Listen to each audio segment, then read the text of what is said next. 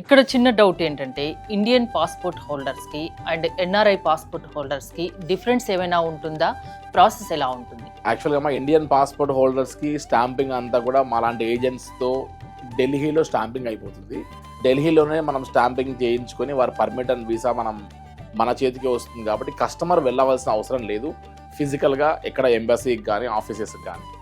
Whereas other than Indian passport holders ఎవరైనా సరే, అది యుఎస్, యూకే అలా ఏ సిటిజన్స్ అయినా సరే, వారందరికీ స్టాంపింగ్ జరిగేటువంటి ఒక ప్లేస్ ఎక్కడ అంటే కాఠ్మండు. సో ఖచ్చితంగా కాఠ్మండూలో స్టాంపింగ్ చేస్తేనే తప్ప వారు వెళ్ళడానికి ఆప్షన్ లేదు.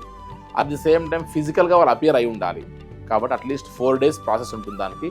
సో ఇండియన్ పాస్పోర్ట్ హోల్డర్స్ డైరెక్ట్గా వెళ్ళిపోవచ్చు, కానీ అదర్ దాన్ ఇండియన్ పాస్పోర్ట్ హోల్డర్స్కి స్టాంపింగ్లో వాటిలో కాస్త సమయం తీసుకొని ఆ తర్వాత జాగ్రత్తగా మనం వారిని ఈ ఇండియన్ పాస్పోర్ట్ హోల్డర్స్ సంబంధించిన వారిలో క్లబ్ చేయాల్సి వస్తుంది. కొంతమంది పేరెంట్స్ ఇక్కడ ఉంటారు, పిల్లలందరూ కూడా అదర్ కంట్రీస్లో ఉంటారు, వీరిని కూడా క్లబ్ చేయొచ్చు. బట్ ప్రియర్గా వీరిని ముందుగానే వీళ్ళ వీసా ప్రాసెస్ చేసి వీరితో పాటు పేరెంట్స్ని కూడా క్లబ్ చేయొచ్చు అమ్మ మనం.